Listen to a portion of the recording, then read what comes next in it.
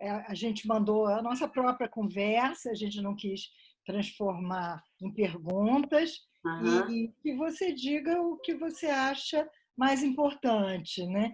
Eu comecei com aquela provocação da própria ironia, né? É, De morrer o autor de um conto maravilhoso que é A Arte de Andar nas Ruas do Rio, né? é. Eu acho que é um bom começo, né? Pensar realmente isso como uma ironia da sorte, né? Ou então, quem sabe, esse andarilho se abateu, né? No confinamento, e isso pode ter alguma coisa a ver até com essa partida dele. Mas a gente tem que lembrar que ele tem um conto que também conversa muito com esse nosso momento, né? Que é o ciclista. Nesse momento que a gente vai na janela e vê as pessoas, os entregadores, né? O pessoal de serviço Aham. entregando comida, remédio, o que nós mais vemos são motos e bicicletas, né, de entregadores. E nesse ponto, o ciclista, que é dos livros recentes dele, né, é isso, o rapaz trabalha com a bicicleta e aí ele diz que ele fica impressionado porque as pessoas estão na cidade, mas não sabem olhar a cidade.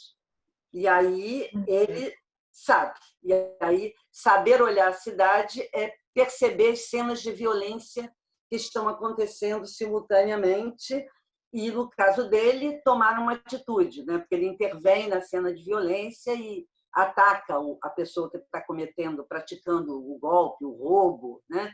Então, é essa coisa do ciclista, né? Desse percorrer a cidade motorizado, como está acontecendo tanto agora, né? Só que sem essa resposta de frear a violência.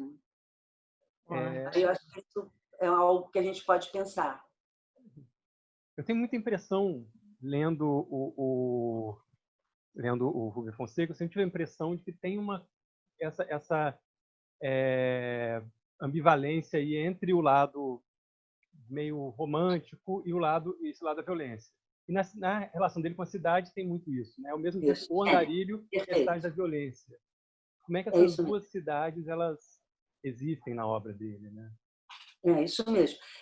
Mas o romântico é isso, né? O romântico tem esse lado da idealização, mas ele não está desconectado da realidade. Então, é muito frequente o romantismo ter uma face de amargura, né? Que você idealiza, não encontra o que idealizou e se torna amargo, né? Então, eu acho que no Rubem Fonseca os personagens são muito assim, né? Aqueles detetives irônicos, amargos, mas que, de repente, você percebe, exatamente como você disse, que eles têm uma dimensão idealizada, né? Ou do outro, ou da cidade, que eles gostariam de ver de alguma forma realizada e não conseguem, né? Isso não ocorre, né? Mas os personagens dele têm muito esse traço da amargura romântica, vamos dizer assim, né? Do herói que não encontra, como dizia o Lukács, né? Do homem autêntico numa terra de valores inautênticos. Mas, mas no caso do herói, do personagem do Rubem, né? Esse homem autêntico tem que ser, entre aspas, né? Porque ele recalca esse desejo de um valor mais autêntico, porque ele também é alguém que desliza, ele também é descentrado, né? Em termos dos valores, da ética. Então, ele tem sonhos, pretensões, né, de autenticidade e quer encontrar isso, mas ele não é o homem autêntico, tal como descrito pelo Lukács, né? Ao contrário, ele é esse que desliza, né? Esse homem comum que desliza, que vai de um padrão ético a outro. Fala Eu um estava pouquinho mais pensando, desses fala. personagens. Fala um pouquinho mais desses personagens, como cobrador e tudo mais. Pois é, eu estava pensando hoje, até a partir de um artigo que eu tinha escrito sobre ele, essa coisa desse homem comum, que até pela pergunta a observação que vocês fizeram, me veio agora à mente, à lembrança, né? Esse homem comum que é o personagem do Rubem Fonseca e que ele próprio como escritor, né, ele se desdobra nesses vários homens comuns. Então, uma coisa que eu acho curiosa é a maneira como ele brinca com o próprio nome dele, né? Rubem Fonseca, que é o nome do autor, né, no sentido do aquele que assina, mas ele tem Josés, porque ele é José Rubem Fonseca, ele tem vários Josés, né? Ele tem Josés de todos os tipos, Josés assassinos, Josés quase santos, né? Então, o tempo todo, ele próprio se transforma num substantivo comum, né? Ele transforma o nome dele num substantivo comum, são Josés. Josés são qualquer pessoa é José, né? Não deixa de ser um nome próprio, né? E aí eu acho que isso é esse olhar peregrino, essa enunciação peregrina que ele tem, está ligado a isso, né? Dar voz a esses homens comuns, a esses infinitos Josés, né? Que são frequentemente vítimas da injustiça social, né? Excluídos, e ele focaliza essas figuras, ele prioriza essas figuras. Aí, no caso do Cobrador, né? Que é um conto impactante, né? Impossível de esquecer, né? Isso. Só que esse José do Cobrador, né? É o José que cansou de ser espoliado, cansou de ser excluído. E aí ele vai para cobrar. Mas você tem, às vezes, tem contos em que o José é violento, vai cobrar, e no meio do desenvolvimento da história, ele muda, ele se apieda daquela que seria vítima. Então, é isso que eu digo, ele compõe um painel que não tem centro, que os personagens se deslocam, se transformam. Esse homem comum, ele está sempre aberto para a vida, para mudar, né? Então, e essa questão das injustiças sociais e da exclusão que a gente pode pegar um pouco mais também, né? Recentemente, ele tem aquele conto do sapato, né? Que eu acho que está no Axilas e Outras Histórias. Eu estou falando bastante de contos mais recentes, porque os contos mais famosos, mais conhecidos, muitos já falaram, né? E é importante também falar da obra recente, que é para a gente quebrar um pouco aquela história de que, a partir de determinado momento, ele não escrevia mais nada importante, que ele só se repetia. Não é verdade isso. É claro que pode não ter... num livro de contos, você pode não ter tantos contos, obras-primas, como você tem na coletânea Romance Negro, de andar pelas ruas do Rio de Janeiro. Mas se você, no último livro do Rubem, nos últimos, você tiver 3 contos bons, eles são muito melhores do que a maioria da obra de vários contistas. Então, isso já justifica o livro, né? E aí, uma coisa que eu acho interessante também é que essa primeira violência, que está no Feliz Ano Novo, que está no Cobrador, ela sempre teve uma tinta filosófica, né? O Rubem Fonseca não falava da morte, do assassinato, do tiro por isso, né? Para focalizar a cena crua e ponto, né? Ele tem toda uma reflexão filosófica, tudo aí está ligado à questão da verdade, né? Onde está a verdade, quais são os valores a defender ou não defender, né? Então, esse relativismo dos valores está permeando toda a obra dele, né? E aí, voltando à questão da obra mais recente, o que ele faz? A violência, na medida que ele vai ficando mais velho, a violência não sai, não desaparece da obra dele. Só que ela aparece de outra forma, não tão crua quanto a cena do Feliz Ano Novo, que o assaltante arranca o dedo da vítima com uma dentada para pegar o anel, né? Agora, se você pegar o conto do sapato, talvez seja tão violento em termos sociais, né? Quanto esse conto Feliz Ano Novo, né? Então, o rapaz está desempregado e também atualíssimo, né? Atualíssimo. O rapaz está desempregado e aí ele sai sempre para procurar emprego. A mãe dele é empregada doméstica e ela diz: meu filho, você nunca vai arrumar emprego porque você não tem um sapato. você vai procurar emprego de sandália. Ninguém dá emprego a uma pessoa que não tem sapato e chega pleiteando emprego de sandália. Aí, um dia, a mãe vê no lixo da casa que ela trabalhava que o patrão jogou um sapato fora. Aí ela pega esse sapato e leva para o filho. O sapato é menor do que o pé do filho. Mas o filho, com tanta vontade de arrumar emprego, ele calçou o sapato que fazia feridas horríveis no pé dele, mas ele diz, eu vou vencer, sapato também a gente educa. E aí ele consegue calçar o sapato e vai procurar um emprego e ganha a vaga. Só que enquanto ele está sendo contratado no primeiro dia, o patrão diz, cadê o sapato? O patrão resolve achar que esqueceu, que botou fora, ou o que foi, o patrão acusa a mãe dele de ter roubado os sapatos. Aí a mãe pega, eles vão para a delegacia, e aí a mãe leva o sapato para devolver para o patrão rico, aí o patrão olha o sapato e diz, mas agora para que eu quero isso? Está tudo velho, horroroso, não quero mais esse sapato.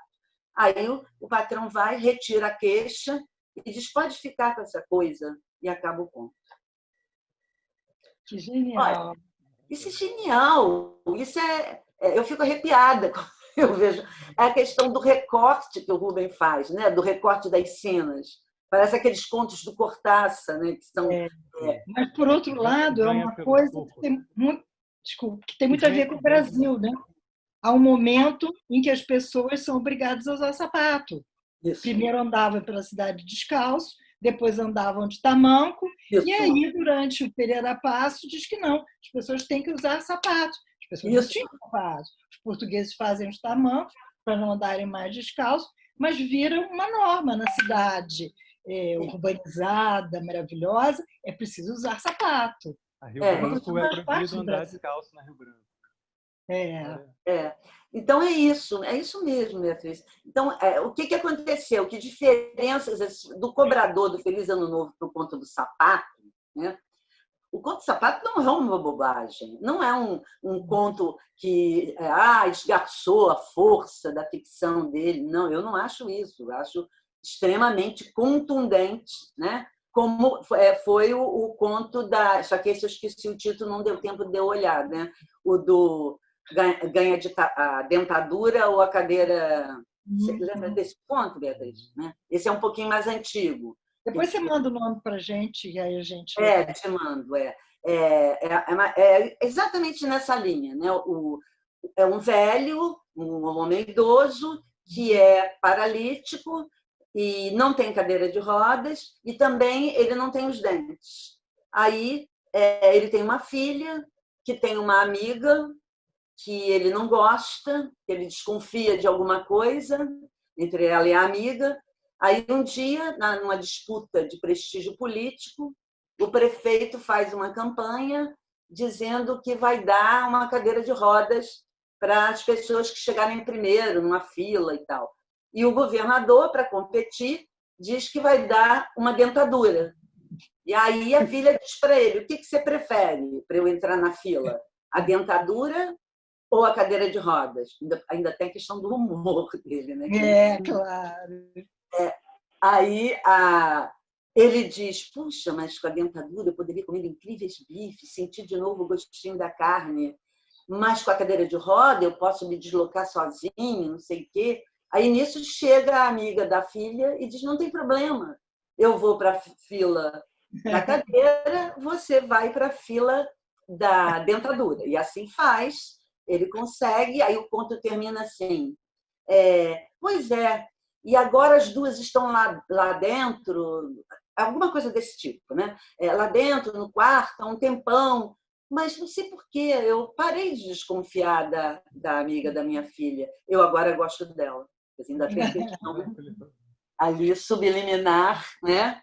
Deve ter vencido o preconceito em gratidão ao que possivelmente a namorada da filha fez por ele. Então, são várias formas de você trabalhar, né, essas tensões sociais e E é isso, como que ele consegue deslocar esse olhar, né? Ele vai do cara do passeio noturno, que é milionário, maluco, que sai para atropelar pessoas, né? Para o empresário do conto F.A., que é um empresário que está sendo chantageado pelo travesti. Ele vai para o velhinho que não tem dentadura, ele vai para o menino que não tem, e a mãe que não tem sapato, né? Esse olhar múltiplo, né? E tudo isso que eu acho também que é muito interessante, que é sem o apoio de um narrador em terceira moralizante, que dê algum conforto, que eu acho que essa é a grande diferença entre ele e o João Antônio. O João Antônio tem uma literatura boa, obviamente, e também preocupada com a questão social, com a cidade, mas no João Antônio você tem que se agarrar, você tem sempre uma observação, um comentário, ou o narrador te dá a mão na hora H. No Rubem, não. No Rubem você se vira sozinho. Mas eu acho que essa foi a grande revolução formal que tantos dizem, né? E que influenciou uma nova literatura. Isso, é isso mesmo. Tem a história de quando ele fala com a Patrícia, que ele fala para não julgar o personagem. É uma coisa que ele tinha de não julgar o personagem. Exatamente isso. Não julga o personagem. Tem uma coisa que você falou, e que eu lembrando de um texto que você já escreveu sobre a geografia na obra do Rubem, desses Josés. Tem um José, digamos assim, que é o José da elite, que é o José do passeio noturno. Isso. Tem outro que é o marginal, digamos assim, e tem o José do centro da cidade, que é o do arte de andar nas ruas, e do livro José, que é autobiográfico também, que é que ele tem uma visão mais lírica ali da cidade, esse José do centro. Como é que essa geografia, um pouco, dá para traçar uma geografia do Rio de Janeiro a partir dos contos dele?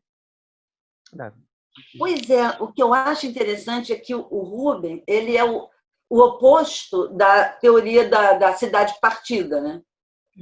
Ele não trabalha com, não é cidade partida, é o contrário, está tudo entrelaçado, né? Quer dizer, os assaltantes do Feliz Ano Novo, eles moram na Zona Sul, e termina o conto ele dizendo, o colega diz, esse prédio, o prédio onde eles moram, está fudido. Aí ele diz, fudido, mas é Zona Sul.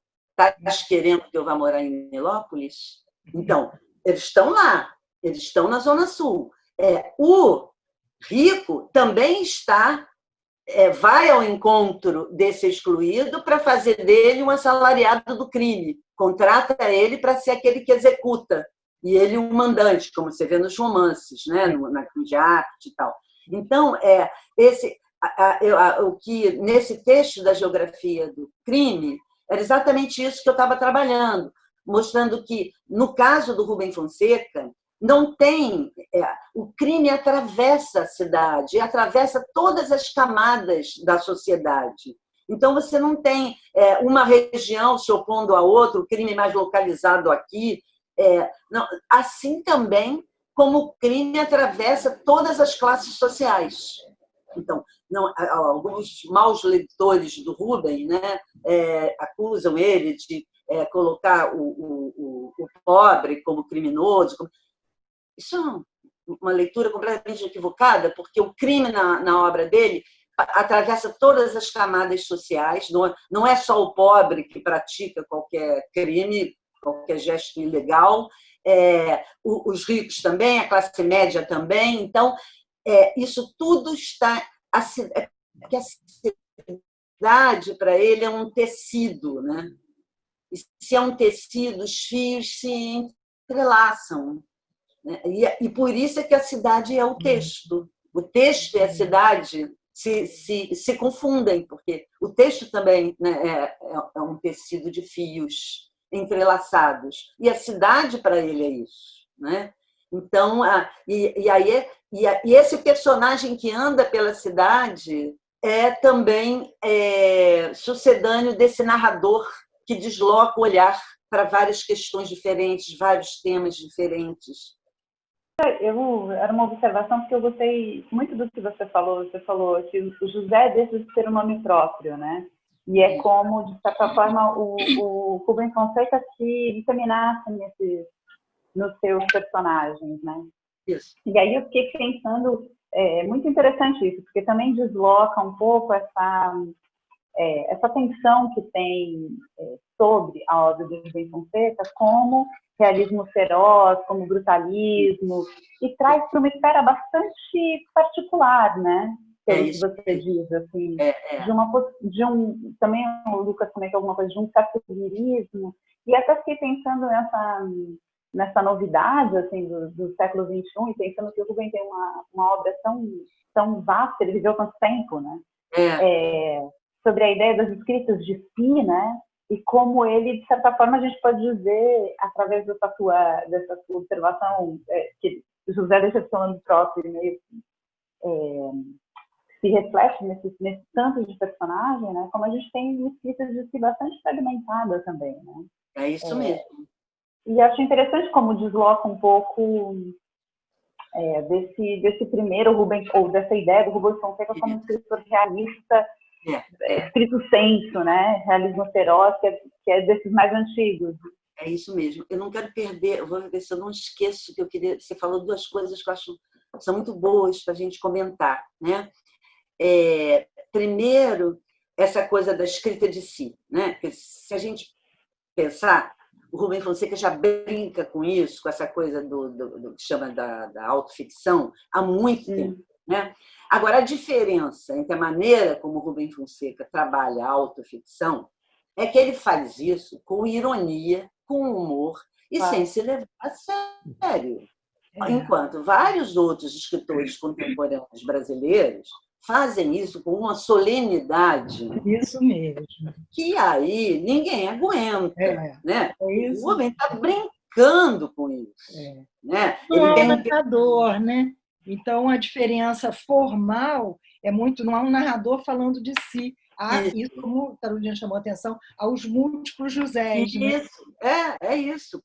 E aí, ele tem um personagem que está falando de um outro, né? De um terceiro. É um diálogo, eles estão falando de um terceiro.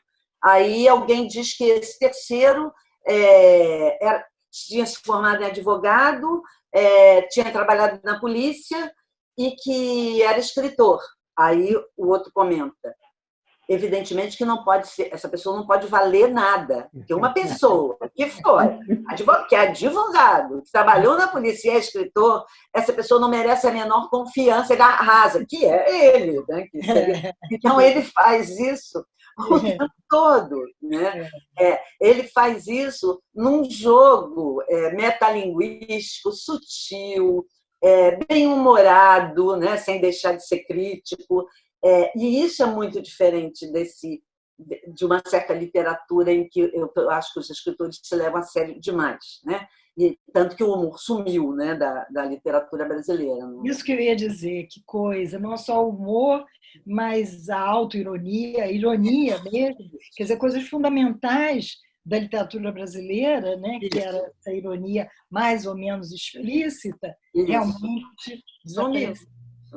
Aí, Carolina, a outra coisa importante que você falou, dos críticos que frisam, né, mais a questão do brutalismo, da violência, eu acho que, eu entendo assim, no primeiro momento, né, com Coleira do Cão, com Feliz Ano Novo, foi isso que a Beatriz falou, né, quer dizer, a literatura dele causou um impacto, né? Ela vinha, como a Beatriz disse, renovando, abrindo outros horizontes, né?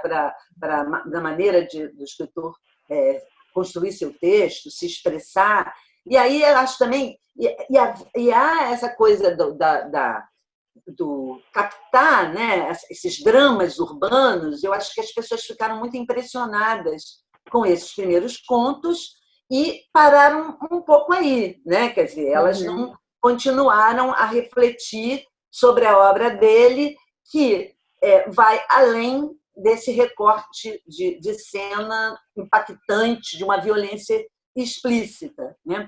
Eu não gosto muito de definir a obra dele por essa questão do brutal, da violência crua. Eu prefiro não trabalhar, não acho que é o mais importante na literatura dele. Até porque isso sempre teve na literatura, sempre esteve na literatura brasileira, contar crimes. O próprio Dalton Trevisan, aqueles contos, tem contos impactantes de assassinatos e lutas entre casais e coisas, cenas violentas, né? Então, o que faz? O jornal está cheio de notícia, de narrativa, de coisa violenta. Então, qual a diferença? Por que é do Rubem que impacta, né? Aí tem aquela história que eu gosto de contar, que é do processo, né? Do processo que a ditadura, os censores moveram. Primeiro, os censores proibiram o Feliz Ano Novo. Aí o Rubem recorreu, entrou na justiça, né? E aí foi a julgamento se mantinha a proibição ou não, e o juiz manteve. Mas aí, quando você. Isso está no Dionísio, no livro do Dionísio sobre o processo do Rubem. Aí, quando você lê, por exemplo, o argumento do censor para proibir era típico de uma pessoa que não entendeu nada do Rubem Fonseca. Então, ele dizia: tem palavrão, tem muita cena de violência, isso não é bom. Então, era por aí que eles queriam proibir. O juiz, não. O juiz, ele era pela ditadura, né? Mas ele era um bom leitor. Então, o que ele diz para manter a proibição? Ele diz: não é o palavrão. Se a gente vai ao teatro e ouve palavrão. O que realmente preocupa é a maneira como ele narra. Porque ele não tem um narrador que comente com o leitor. Ele fala exatamente isso, Júlio. E aí a literatura é perigosa exatamente porque não tem alguém que amenize, que explique para o leitor: na hora, não seja como nem um cobrador. O cobrador foi preso, né? Não tem um castigo. Está lá. Ou que faz uma análise psicológica que justifique. Isso. Também não acontece. Não tem. Não tem, você tem que ficar. Eu tenho uma experiência com o Conto Feliz Ano Novo, dando aula na graduação da PUC, que mostra bem isso que a gente está comentando, né? Atualmente eu não peço mais para ler esse conto, peço outros, né? Mas um tempo que eu pedia para ler esse conto, a turma se dividia muito. Tinha gente que ficava odiando, teve um menino que se levantou e disse: eu não fico, comentando esse conto de manhã, me dá vontade de vomitar, e outras pessoas que adoravam. Então, eu sempre dizia a eles que os leitores se dividiam em dois grupos, né? Os que se identificavam totalmente com os moradores daquela casa na Barra, que foi assaltada, e não conseguiam ver mais nada, nem a forma do conto, nem nada, de tanta identificação com aqueles personagens, e os que saíam para assaltar com os narradores, com o narrador, né? É o Zequinha, sei lá quem é o narrador. Acho que não tem nome, narrador. Então, se você sai para assaltar com eles, você lê o conto de uma... Não tem jeito. Ele deixa para você, tem que escolher. O que você vai fazer? O que você vai ser como leitor? Aquele que sai para assaltar com eles? Ou aquele que está em casa e vai ser assaltado por eles? Agora, veja bem, isso, quando eu digo sai para assaltar, não é para você fechar com assaltantes e achar que os assaltos são certos, não é isso. É se deslocar. Entendeu? Você se envolve, você vai ali, o Pereba está falando, olha as mulheres bacanas com roupa na TV, porque é Réveillon, e você. Ou você tem nojo do Pereba e você não se desloca, ou você se desloca. E aí é meio que você está conversando com o Pereba, você está começando a ver o que o Pereba é capaz de dizer isso, que ele também tem essa dor da exclusão. Então, são essas coisas que ele opera, né? Fazer você sair de você. Né? Isso acho que tem a ver com aquilo que você fala também, que é o assassino é o leitor. Isso. Né? Aliás, eu acho que era o sonho dele, né? Para conseguir fazer plenamente um conto em que você se entregasse. Você lê, depois você faz a mala e se entrega. Chega o jogo, olha aqui, me prende, né? Eu acho que era exatamente isso que ele queria. Mas e esses deslocamentos que ele opera, eu já falei do conto A, aqui não, né? Estou falando sobre ele continuamente. O conto A gente acha que é Alcoólatras Anônimos, né? Mas não é. A é Arremesso de Anão. E esse esporte existe, de fato. Alguns países da Europa autorizam, a França parece que é uma das campeãs nesse esporte, outros proíbem, no Brasil é proibido, mas parece que na região centro-oeste, lá com alguns fazendeiros, eles praticam, fazem campeonato de arremesso de anão. Então, você começa a ler o conto, o fazendeiro pratica arremesso de anão, e chega uma mulher que foi enviada na fazenda para investigar se ele pratica arremesso de anão para poder puni-lo, né? Porque é proibido. E aí vai, mas ela disfarça, ela diz que está querendo ver como é que ele trata os animais, e aí eles estão conversando, chega o ponto que ela diz, eu quero saber se você pratica o arremesso de anão, e aí ele começa a falar que sim, e dizer, mas qual é o problema? Ele diz. Tem tantos esportes violentos, o boxe, tantos esportes que as pessoas saem feridas, laceradas. Os anões foram expostos nos circos, anos e anos a fio, sendo ridicularizados, apresentados como anormais para ganhar uma miséria. Nesse esporte, eles têm uma roupa de proteção, têm capacetes para não se machucar, eles ganham muito bem. Então, por que proibir o arremesso de anão? Imediatamente você começa a pensar, por que proibir o arremesso de anão? Não é que quando terminar você é a favor do arremesso de anão, mas você nunca mais será o mesmo, entendeu? Nunca mais será o mesmo. Se esse assunto vier à tona, né? Porque ele faz isso com soltar balões, ele pega coisa do senso comum, né? Que é uma verdade que a gente não discute, soltar balão é ruim, vai incendiar, imagina fazer arremesso de anão, ele para e põe você para pensar aquilo por um outro ângulo, imprevisto, né? Esse do arremesso de anão, realmente, você não consegue decidir se você é a favor ou contra o arremesso de anões depois. E a personagem acaba se apaixonando por ele, mas ele não diz isso, ele deixa na entrelinha que ela se apaixonou, que é também uma enorme ironia. Então, e que cria também uma... Desculpa te interromper, Vera, mas que cria uma... esses personagens, eles deixam de ser personagens caricatos, né? E o deslocamento, no sentido, não é um personagem inteiro mal, né? O fazendeiro ruim. E o deslocamento do leitor também é em várias direções, né? Não é só olhando de maneira, uma empatia para aquele personagem que da parte mais baixa. Tem várias direções possíveis. Né?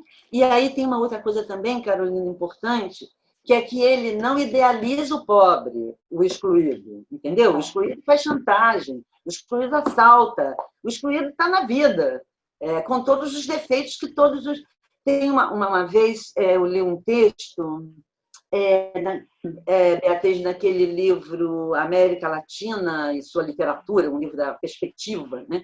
Tem um texto ali, acho que é de um escritor hispano-americano, que ele está fazendo uma crítica do realismo, o realismo engajado, regionalista, que, de certa forma, ele diz o seguinte, que o capitalismo, tentar reproduzir o que ele diz, que o capitalismo tinha roubado quase tudo do trabalhador. E aí veio o realismo e lhe roubou a alma. Por que ele diz isso? Porque ele diz que, se você idealiza o personagem excluído, É como se o excluído tivesse obrigação, para que você lute por ele tem a obrigação de ser perfeito. Né? Se ele tiver um defeito, então ele pode continuar a ser explorado. Não é isso. Né? Quer dizer, não é isso que leva você a lutar contra a exploração, a exclusão. Não é porque o pobre é perfeito, porque o pobre é melhor que a classe média, é melhor que o rico. Né?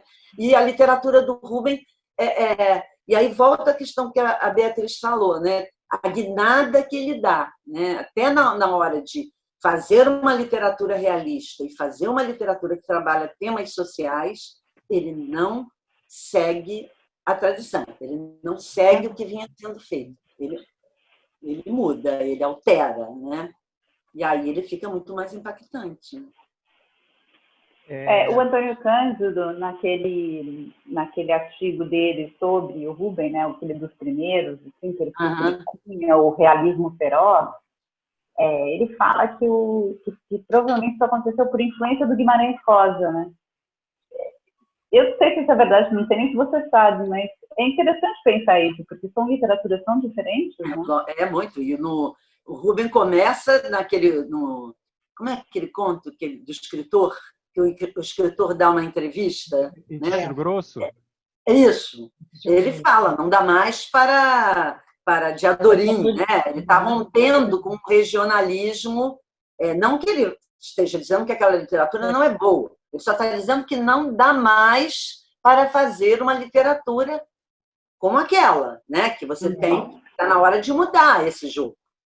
Então, eu não vejo, mas não sei qual foi a ligação que o Cândido... Eu não me lembro mais desse texto, ali há muitos anos, não me lembro. É muito tempo, não é só essa questão ao mesmo tempo, da narrativa, né? Reconhece a enorme violência de Guimarães, que é um autor violentíssimo. Sim, sim, sim. Talvez por aí que o Cândido faz a ligação. Tá.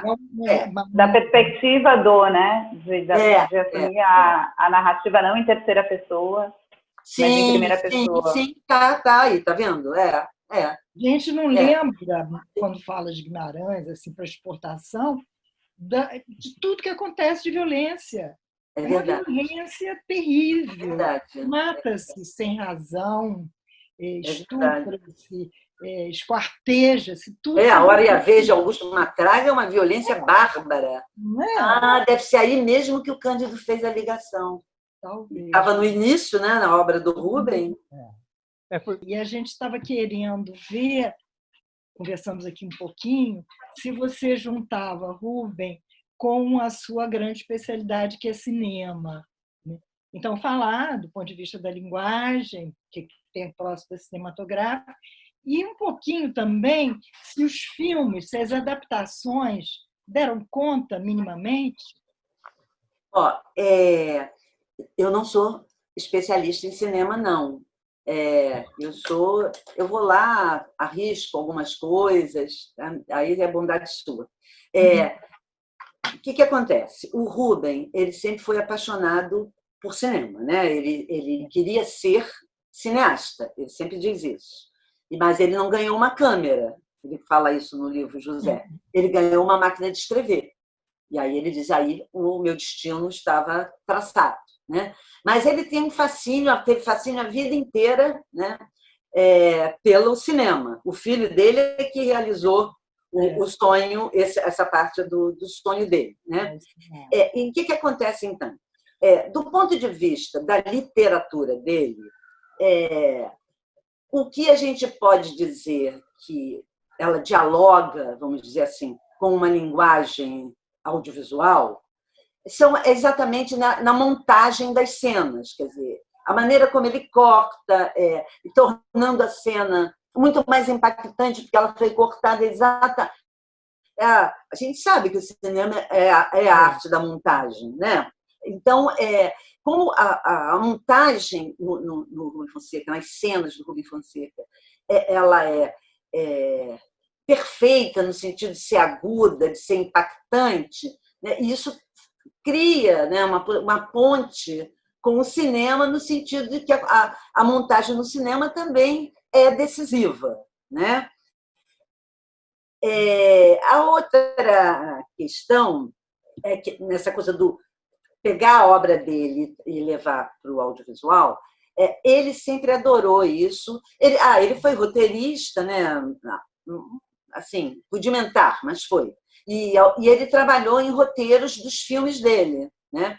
Então, ele ama tanto o cinema e nunca trabalhou com essa coisa a literatura é a arte mais alta, então a adaptação vai rebaixar a minha grande obra-prima. Ele nunca trabalhou com isso. Então, o que acontece? Todas as adaptações que fizeram dos filmes dele, ele sempre adorou, autorizou todas as transformações, todas as mudanças, trabalhou em roteiros que, no meu entender, dilapidaram coisas que eu achava fantásticas na obra literária. E ele disse que adorou, né? A grande arte, né? Eu tenho até um artigo sobre isso, sobre a grande arte, que é um filme que eu não gosto, porque eu acho até que foi uma coisa engenhosa. Na grande arte, o Mandrake é escritor e no filme ele é fotógrafo. Então, o Salles quis fazer essa adaptação, já que você estava mudando o meio, né, da narrativa. Podia dar muito certo, mas eu avaliei que não, o filme acabou não realizando bem a sua proposta, a proposta do filme, não a proposta do livro, né? O Rubem adorou. Agora, eu sempre ficava impressionada como ele não ligava de alterar tanto a obra. Eu gosto das adaptações, eu gosto do Buffo Spallanzani. Eu acho que o Buffo Spallanzani é isso, ele trabalha com as camadas, né? Com as camadas narrativas. E isso é muito próximo de uma dicção do Rubem, né? Essa coisa de várias metalinguística, várias camadas, uma sobre a outra. Então, dos filmes que foram feitos da obra dele, eu gosto muito do Buffo Spallanzani, eu não gosto da grande arte. Gosto do Lucia McCartney, que foi feito para a televisão. Muito bom, com a Fernandinha. Acho primoroso. Que mais? Acho isso. Eu não gosto, assim, não admiro muito as obras que são transposição dos livros do Rubem, tirando o Buffo Spallanzani e essa especial, né, que foi feito na Globo. Né? Mesmo forte, né? Mesmo a série Agosto foi feita direitinho e tal, mas perde um pouco a contundência. E teve a outra série, Mandrake, né? Que foi longa, que transforma o Mandrake num personagem que sustenta os episódios, cada episódio, né? É interessante, é bem construída, mas o que eu digo é que não tem a força que a literatura dele tem, né? Eu parto do princípio que, quer dizer, eu uso a palavra adaptação porque é mais prático, porque a gente vocês sabem disso, quer dizer, não dá para você trabalhar com a ideia de quando você pega uma narrativa, um enredo e leva para um outro meio, que você vai ter que ter as coisas iguais. Porque a diferença, né?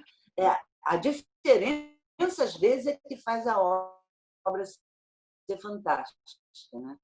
Quando você altera, aí aquela história, né? Tem uma frase assim: na ciência, como no amor, a infidelidade às vezes é necessária para que se mantenha a fidelidade ao essencial. Então, eu acho que na relação entre na arte, né, que desliza de um meio para o outro, o trair é que mantém muitas vezes a fidelidade ao essencial, porque o outro meio você tem que trabalhar aquela ideia com os recursos daquela outra linguagem, né? Então eu nunca cobro essa coisa tem isso, não tem aquilo, deixou de ter aquilo, mudou o personagem. Não é nesse sentido que eu não sou muito fã dos filmes sobre a obra dele. É porque eu acho que não tem tanto impacto como poderia ter, né? Mas isso é assim mesmo, né?